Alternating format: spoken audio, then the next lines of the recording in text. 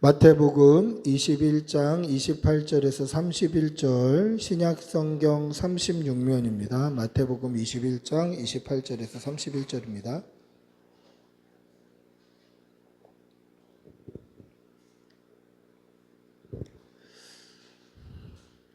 우리 천천히 한 목소리로 함께 읽겠습니다. 그러나 너희 생각에는 어떠하냐? 어떤 사람에게 두 아들이 있는데 맏아들에게 가서 이르되 오늘 포도원에 가서 일하라 하니 대답하여 이르되 아버지 가겠나이다 하더니 가지 아니하고 둘째 아들에게 가서 또 그와 같이 말하니 대답하여 이르되 실소이다 하였다가 그 후에 뉘우치고 갔으니 이 둘 중에 누가 아버지의 뜻대로 하였느냐? 이르되 둘째 아들이니이다. 예수께서 그들에게 이르시되 내가 진실로 너희에게 이르노니 세리들과 창녀들이 너희보다 먼저 하나님 나라에 들어가리라. 아멘. 할렐루야. 여러분, 말만 있는 사람은 하나도 무섭지가 않죠. 옛날 말에 두고 보자는 사람 치고 무서운 사람 없다, 뭐 이런 얘기가 있지 않습니까? 이거는 뭐 속담도 아니고 그냥 전해져 내려오는 이야기예요. 두고 보자는 놈 하나도 안 무섭더라. 그래서 제가 이 두고 보자는 사람 하나도 안 무섭더라라는 이 이야기가 도대체 출처가 어딜까 이렇게 물어봤어요. 그랬더니 이 출처가 정확하게 어디다라고는 알 수 없으나 이 출처가 될 만한 내용이 있는 그 중국의 어느 책에 나오는 이야기가 있다라고 얘기를 해주더라고요. 그 이야기가 어떤 이야기냐면 어떤 게으른 사람이 밤에 자려고 누운 거예요. 누워서 눈을 감고 이제 자려고 하는데 집에는 자기밖에 없는데 부스럭부스럭 인기척이 들리는 거예요. 그래서 이제 눈을 떴는데 밖에서 이 도둑놈이 들어오려고 막 이렇게 문을 따려고 노력하는 거죠. 그래서 속으로 그렇게 얘기합니다. 들어오기만 해봐라, 내가 가만두나. 근데 컬컥 문이 열리고 이 도둑이 들어온 거예요. 그러자 말을 바꿉니다. 일어나기 귀찮고 눈뜨기 귀찮으니까 내 방에 들어오기만 해봐라, 내가 가만 놔두나.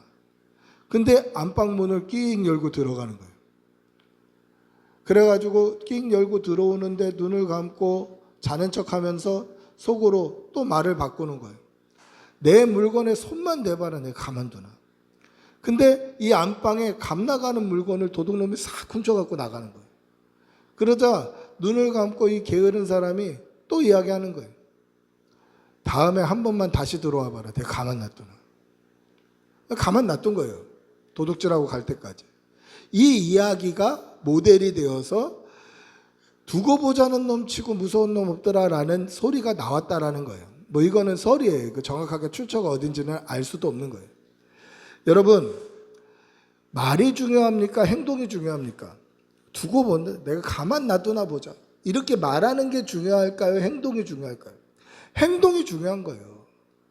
내가 가만 두고 보자. 가만 놔두나 보자. 말만 아무리 해도 이게 중요한 게 아니라 실제로 도둑을 잡는 행동이 중요한 거예요.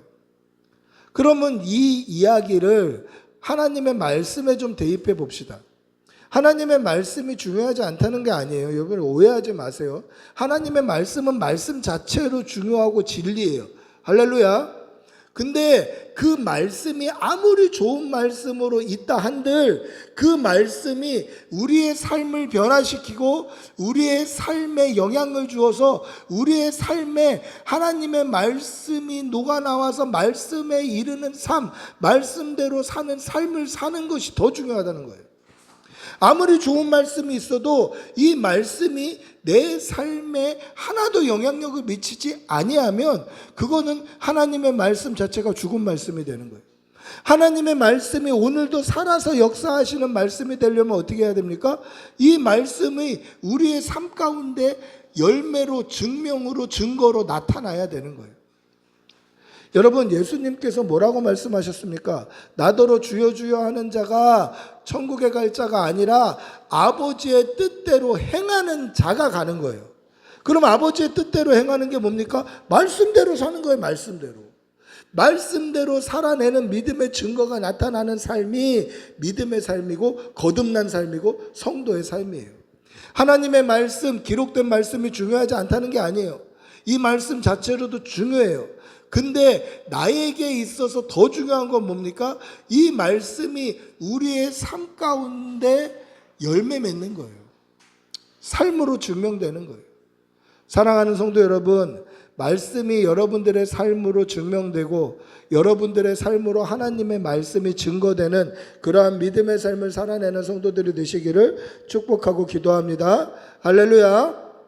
오늘 말씀을 통해서 우리의 믿음을 좀 한번 돌아보시고, 내 믿음은 하나님의 말씀이 투영되는 믿음인지 하나님의 말씀이 삶으로 증명되는 믿음인지 도전받는 성도들이 되시기를 바랍니다. 오늘 아버지께서 두 아들에게 같은 명령을 합니다. 오늘 포도원 가서 일해라 라고 사실은 정중하게 부탁하는 거예요. 오늘 성경에 보시면 우리 아들에게 부탁하는데 이렇게 얘기해요. 라는 말은 아이야 라는 뜻이에요. 영어 성경을 보면 이 라는 단어를 다 son, 아들 이렇게 번역하고 있어요. 원어에는 테크논이라는 단어를 쓰고 있는데 이 테크논이라는 단어는 아이라는 뜻이에요. 그래서 신대원 다닐 때 그렇게 외웠어요. 테크노를 추는 아이 이렇게 외웠던 기억이 있어요. 테크논 이거는 아이예요. 근데 이 아이가 나의 아이일 때는 아들로 해석이 돼요. 우리나라는 아이야 라고 했지만 사실은 정확한 번역으로는 아들 이러는 거예요. 여러분들 아이들한테 뭐를 시킬 때 아빠 물 좀 줘, 아니면 저것 좀 집어줘, 저것 좀 해줘 라고 본론부터 얘기하잖아요. 근데 이 히브리 문화에서 그 사람의 직분을 먼저 이야기하는 것은 예를 갖추는 거예요. 성경에 보시면 이런 장면들이 많이 등장해요. 아버지에게 이야기를 할 때 아들이 아버지여 라고 하고 이야기를 해요. 또는 랍비여, 선생님이여, 주여 라고 얘기하고 이야기해요. 이게 그분의 호칭을 부름으로 말미암아 그분과 나의 관계가 설정이 되는 거예요. 그리고 본론을 얘기해요. 이게 히브리 문화에서는 예를 갖추는 거예요. 그래서 아버지가 마치 종부리듯이 너 가서 일 좀 해 라는 고압적인 태도가 아니라 아들이라고 너와 나의 관계는 아버지와 아들의 관계라고 관계 설정을 한 후에 그리고 포도원에 가서 일 좀 해다오라고 아주 정중하게 부탁한 거예요. 이거는 예의 없는 행동도 아니고 고압적인 행동도 아니라 아주 정중하게 부탁한 거예요. 이 같은 명령을 아들에게 아버지가 부탁을 한 겁니다. 그때에 이 두 아들의 대답이 달라요. 큰아들은 뭐라고 이야기합니까? 우리 29절 한번 읽어볼까요? 29절 시작. 대답하여 이르되 아버지 가겠나이다 하더니 가지 아니하고. 자, 대답은 어떻게 합니까? 대답은 긍정적으로 했어요. 그런데 실제로는 불순종했어요. 대답은 긍정적으로 했습니다. 그 대답을 딱 들었을 때 아버지의 마음이 어땠을까요? 흡족했겠죠. 우리 아들이 순종적이구나. 아버지의 명령에 저렇게 칼같이 기쁘게 긍정적인 대답을 하는구나. 너무 기뻤을 거예요. 그런데 실제 삶은 아버지의 뜻대로 살아내지 않았어요. 그럼 이 아들은 몇 가지 죄를 지은 걸까요? 아버지에게. 두 가지 죄를 짓는 거예요. 가겠나이다라고 한 그 말이 사실 거짓말이죠. 그리고 실제로 가지 않았던 불순종이에요. 그러니까 이 짧은 답 안에 두 가지 죄가 들어가 있는 거예요. 여러분, 아버지는 아들에게 지금 예를 갖춰서 얘기하고 있잖아요. 아들, 가서 좀 포도원에서 일 좀 해다오 라고 예를 갖춰서 얘기하잖아요. 여러분 이게 굉장히 중요한 거예요. 왜 중요하냐면 하나님께서 우리에게 사명을 맡기실 때도 그냥 강압적인 명령, 고압적인 명령이 아니라 자녀에게 최선의 예를 다해서 사명을 부여하면서 그 사명을 감당할 수 있는 힘과 능력과 시간과 동역자와 물질과 건강을 함께 허락해 주시는 거예요. 그러니까 하나님께서 우리에게 사명을 맡기실 때에도 그냥 사명만 덩그러니 맡기시는 경우가 없어요. 그 일을 할 수 있는 능력과 은사와 소명을 허락해 주잖아요. 이게 얼마나 감사한 일이에요.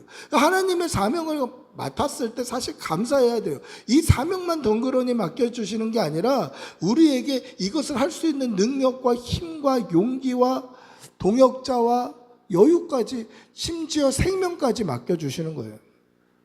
감사한 일이에요. 제가 지난주에 어떤 인터넷에서 그런 글을 봤는데 어떤 사람이 15년 동안 다니던 교회를 이제 안 나가겠다, 나 교회 옮기겠다 하고 글을 올린 거예요. 근데 교회를 옮기는데 아무도 자기한테 왜 옮기냐, 뭐 때문에 옮기냐 잡아주는 사람이 아무도 없었대요. 근데 옮기는 이유가 뭐냐? 반주하기 싫어서. 제가 그 글을 보면서 그 반주 실력 그럼 놔주지. 그 반주 실력 우리 안 해주지. 대단한 은사잖아요. 섬길 수 있는 게 기쁨이에요, 기쁨. 하나님은 우리의 생명을 주신 이유까지도 하나님의 배려와 우리의 감사의 제목, 하나님의 은혜예요.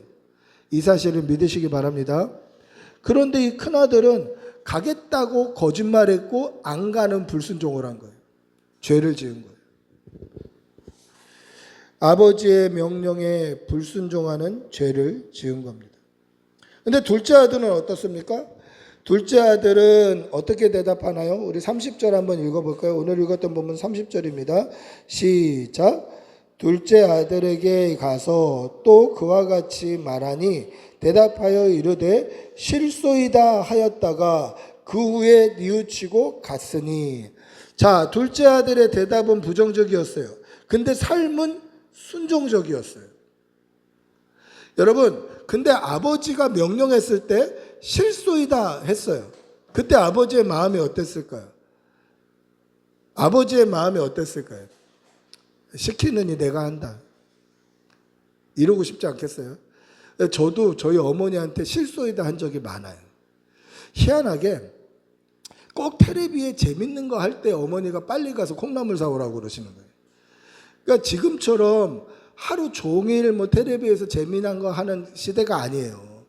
유튜브 보면은 못 본 거 다시 볼 수 있고 할 수 있는 시대가 아니에요. 예전에는요, 오후 5시 반부터 텔레비가 다시 시작해요. 오전 10시 반에 TV가 끊어졌다가 낮에 계속 화면 조정이 갔다가 5시 반에 시작하는데 5시 반에서 30분 동안만 만화를 해요, 만화를. 5시 반에서 6시까지 30분 동안만 만화를 해. 그 만화를 놓치면 학교 가서 다음날 애들하고 얘기를 못하는 거예요. 근데 그 만화 볼 때 어머니가 콩나물 100원어치만 사와라, 두부 한 모만 사와라, 계란 2개만 사와라 시키시는 거예요.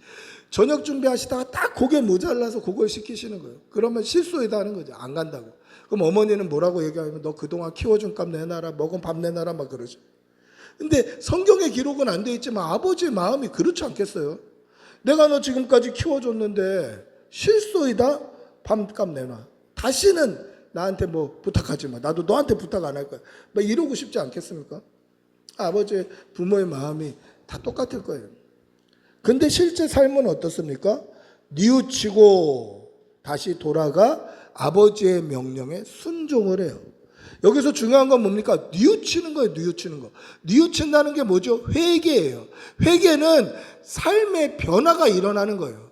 그 전의 삶은 실소이다의 삶이었는데 그 삶이 변화되어서 순종하는 삶으로 변화되는 거예요. 삶의 변화가 일어나는 거예요. 이게 뉘우침이고 회개고 성도의 삶이다라는 거죠. 그러면 둘 중에 아버지의 명령에 순종한 아버지의 말씀을 따라 산 아들은 누구입니까? 둘째 아들이에요. 근데 왜 예수님께서 이 비유의 말씀을 하셨을까요? 누구 들으라고 이 말씀을 하셨을까요? 여러분, 이 비유가 나온 배경이 있습니다. 예수님께서 성전에서 하나님의 말씀을 가르치시고 복음을 전파하셨을 때 대제사장들과 백성의 장로들이 와서 예수님께 그렇게 얘기해요. 야, 너 어디서 누구 권한으로, 누가 너한테 권한을 줘서 지금 이렇게 선생질하고 있어? 너 권한 준 사람이 누구야? 이렇게 물어봐요. 이 말은 무슨 뜻이냐면 너 자격증도 없으면서 어디서 여기서 선생질이야? 너한테 자격증 주는 사람이 대제사장이고 백성의 장로들이야. 우리가 자격증 준 적이 없는데 너 무슨 자격으로 여기서 선생질하고 있어? 그 이야기한 거예요. 그때 예수님께서 대답을 안 하시고 한 가지 질문을 하십니다. 나도 너에게 질문할 테니까 들어봐. 요한의 세례가 하늘로부터 온 거냐 아니면 사람으로부터 온 거냐? 대답해봐. 이렇게 얘기하셔요. 근데 이 대답을 못해요. 바리새인들, 서기관들, 대제사장들, 백성의 장로들이 이 대답을 할 수 없어요. 왜냐하면 요한의 세례가 하늘로부터 온 게 아니라 사람으로부터 온 거다라고 하면 백성들이 들고 일어날 거예요. 요한은 선지자라고 생각하고 있기 때문에. 그런데 하늘로부터 온 거라고 얘기하면은 근데 하늘로부터 왔는데 왜 니네들은 요한을 안 믿었어? 이게 자기들한테 걸림돌이 되는 거예요. 그래서 이렇게도 말하지 못하고 저렇게도 말하지 못해서 알 수 없다, 모르겠다 이렇게 얘기해요. 그래서 나도 너한테 얘기해 줄 수 없다. 누구에게서 권위를 받았는지. 그렇게 말씀하셔요. 그러면서 맏아들, 둘째 아들 얘기를 하는 거예요. 그럼 맏아들은 누굽니까? 맏아들은 지금 예수님께 따지고 있는 아마 세례 요한에게도 동일하게 따졌겠죠. 그래서 세례 요한이 이 사두개인들을 보고 뭐라고 이야기합니까? 욕을 하는 거예요, 욕을. 예수님도 이 사두개인들, 제사장들 보고 뭐라고 얘기합니까? 독사의 자식들이라고 얘기해요. 이들이 맏아들이에요. 이 맏아들은 어떤 아들들입니까? 하나님의 말씀을 잘 듣고 지키고 있다고 스스로 생각하는 아이들이에요. 하나님의 말씀에 그렇습니다. 아멘이시죠. 하나님 그렇게 하겠습니다. 라고 생각하고 사는 거예요. 그렇게 말은 그렇게 하는데 실제 삶은 하나도 살아내지 않으면서도 자기들은 하나님의 말씀을 잘 지키고 있다고 스스로 믿고 사는 사람들이 바리새인들, 서기관들, 대제사장들, 사두개인들, 백성의 장로들, 이 리더 그룹들이었단 말이에요. 그래서 예수님이 뭐라고 말씀합니까? 이들을 가리켜서 천국문 앞에 서서 지들도 안 들어가고 사람들도 들어오지 못하게 하는 인간들이다. 이들의 삶이 그래요. 입으로는 아주 신앙생활 잘해요. 하나님의 말씀에 대해서 모르는 게 하나도 없어요. 그리고 하나님의 말씀에 늘 아멘해요. 그리고 하나님의 말씀에 이론적으로 빠삭해요. 그런데 실제로 그들의 삶에는 하나님의 말씀이 하나도 영향을 미치고 있지 못하더라는 거예요. 여러분, 믿음이 뭡니까? 믿음은 이론이 아니라 실제예요. 믿음은 지식이 아니라 삶이에요. 믿음은 하나님의 말씀을 얼마나 많이 알고 있느냐, 내가 하나님의 말씀에 대한 지식, 하나님에 대한 신학적인 지식이 얼마나 방대하냐, 이게 믿음이 아니라 믿음은 그 말씀이 우리의 삶 가운데 얼마나 열매 맺고 있느냐, 이게 믿음이에요. 그들이 맏아들인 거죠. 그런데 한번 생각해 보십시오. 그들만 맏아들이든가요? 우리는 그렇게 신앙생활하고 있지 않는가요? 우리의 믿음도 좀 돌아보셔야 돼요. 우리도 신앙의 연수가 많아지고 직분이 올라가고 신앙생활 오래 해서 하나님의 말씀을 아는 지식이 많아요. 하나님의 말씀, 하나님이 원하시는 바가 뭔지 빠삭하게 알고 있어요. 이론은 빠삭해요. 성경도 많이 읽고 설교도 많이 듣고 우리가 원한다면 구미에 맞는 설교를 우리가 선택적으로 쇼핑하듯이 들을 수 있는 시대예요. 그래서 지식은 많이 있어요. 근데 그 지식, 그 말씀, 우리가 알고 있는 것이 우리의 삶 가운데 열매 맺고 있냐는 거죠. 우리의 삶 가운데 실체가 되고 있습니까?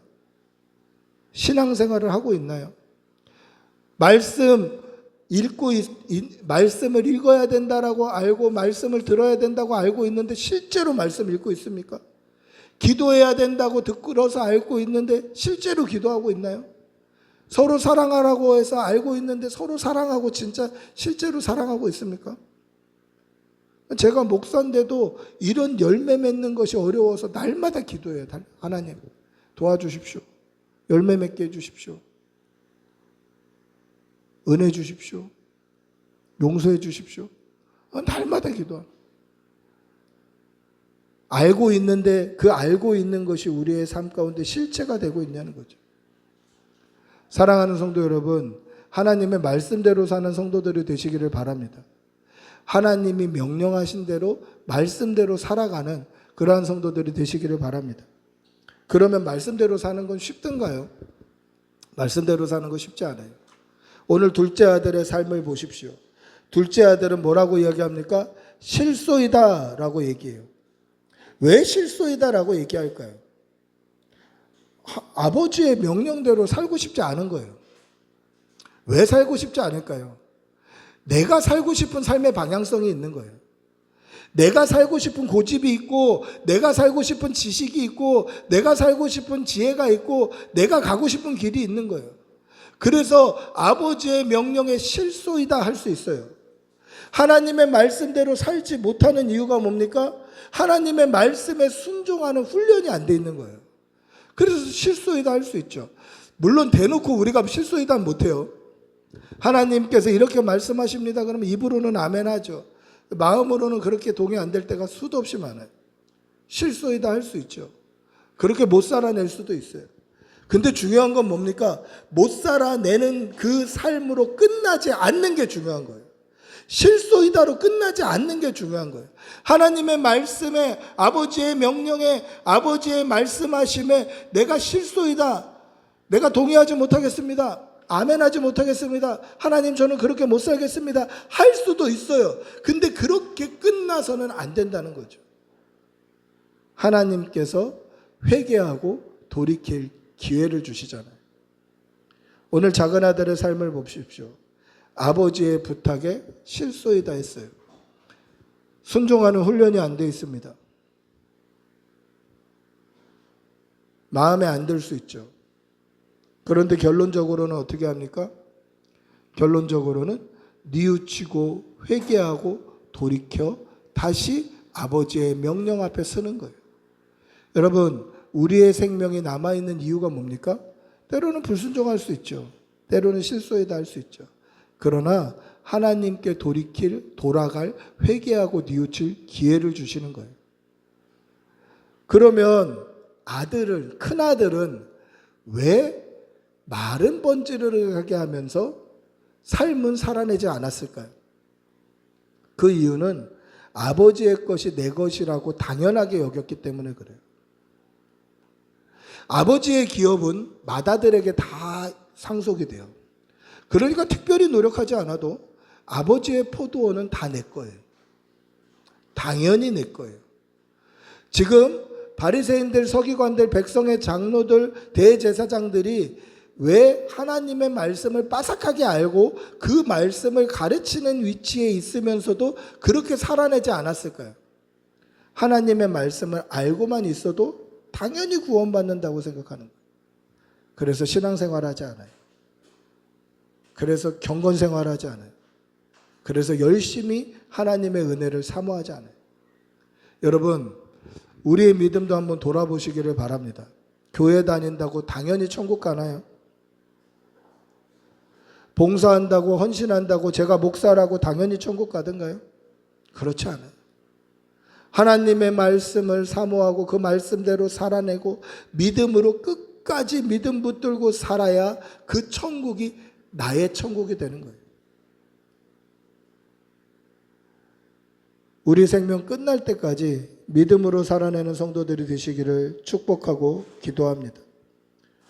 실소이다로 끝나는 것이 아니라, 불순종으로 끝나는 것이 아니라 뉘우치고 삶을 돌이켜서 거듭난 성도의 삶으로 다시 하나님 앞에 나아가는 그러한 성도들이 되시기를 축복하고 기도합니다.